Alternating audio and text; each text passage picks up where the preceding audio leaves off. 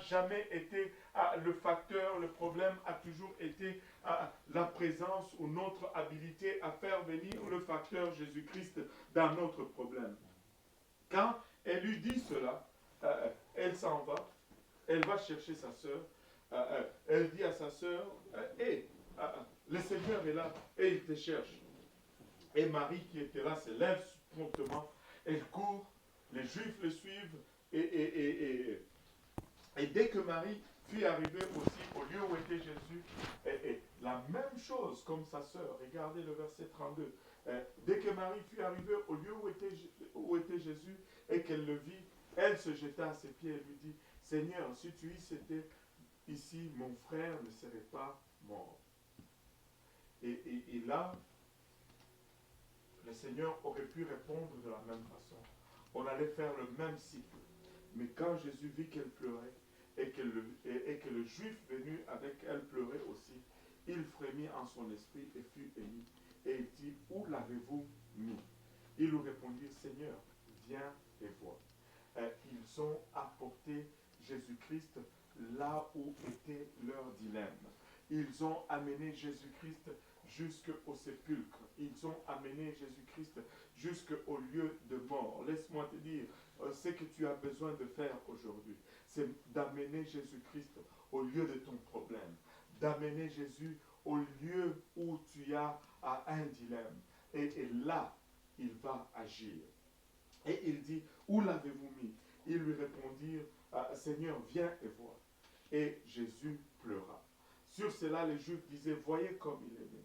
Mais quelques-uns d'entre eux disaient, lui qui a ouvert les yeux de l'aveugle, ne pouvait-il pas faire aussi que cet homme ne mourût pas? Et beaucoup de scepticisme, beaucoup de condamnation, beaucoup d'attaques. Mais Jésus-Christ n'a pas fait cas de cela.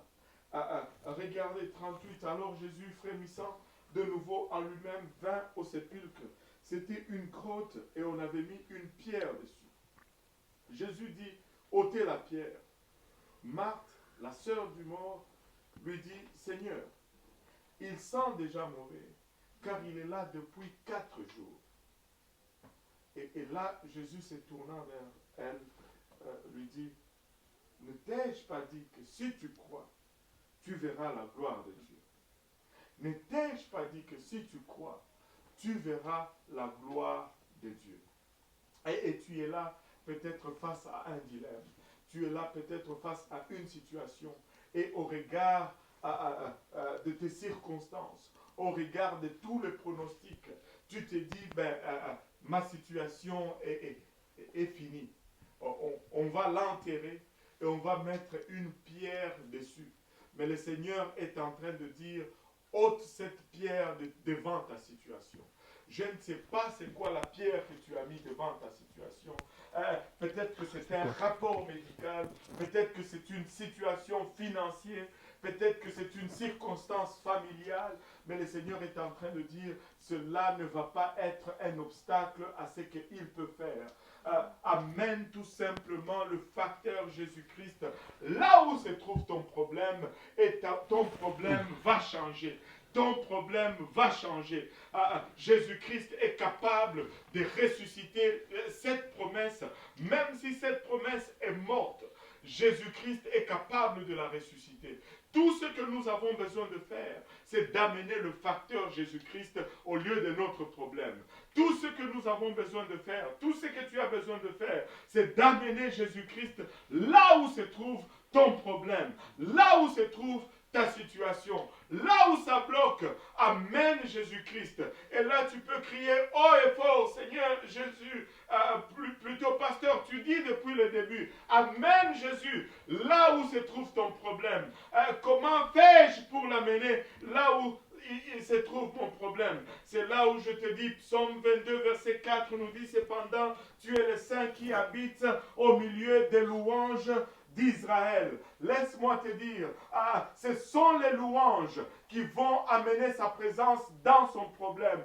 toute épreuve que tu vas rencontrer a toujours tendance à te faire voler ta louange. Lorsque tu as commencé à te fâcher contre le Seigneur Jésus-Christ, c'est parce que tu faisais face à un problème. Et le but de ce problème, c'était que tu arrêtes de l'adorer et que tu commences à le condamner. Mais si tu pouvais faire l'inverse maintenant, que tu arrêtes de le condamner et que tu commences à l'adorer, que tu arrêtes de lui pointer de doigt ou de te fâcher contre lui et que tu commences à le louer et que cette louange le fasse venir là où tu es. Par la louange, amène le facteur Jésus-Christ dans ton problème. Par la louange, amène le facteur Jésus dans ta situation, alors que tout indique que tu dois arrêter de le louer. C'est à ce moment-là que tu t'élèves et que tu commences à le louer. C'est à ce moment-là que tu t'élèves et que tu commences à l'adorer. Car plus que jamais, tu as besoin de Jésus-Christ. Plus que jamais, tu as besoin de sa présence dans ton problème.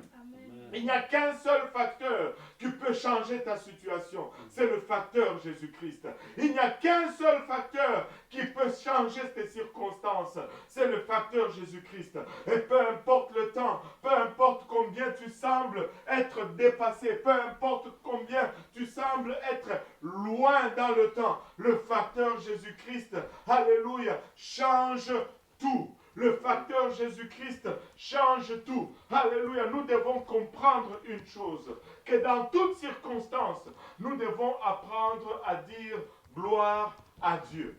Alléluia. Ça ne marche pas. Gloire à Dieu. Alléluia. J'ai mal. Gloire à Dieu. Le médecin me dit, oh, toi c'est fini. Il te reste trois mois. Gloire à Dieu. Le médecin te dit, tu ne guériras pas de cette maladie. Gloire à Dieu. Le médecin ou le banquier te dit, vous n'allez pas avoir votre prêt parce que vous êtes seulement à 2/3. Gloire à Dieu, parce que nous amenons le facteur Jésus-Christ dans notre situation, dans nos circonstances. Alléluia. L'immigration t'a dit peut-être impossible pour toi, c'est fini, on met une croix. Laisse-moi te dire, dis seulement gloire à Dieu. Je le louerai, alléluia, dans toutes circonstances, parce que j'ai besoin de sa présence.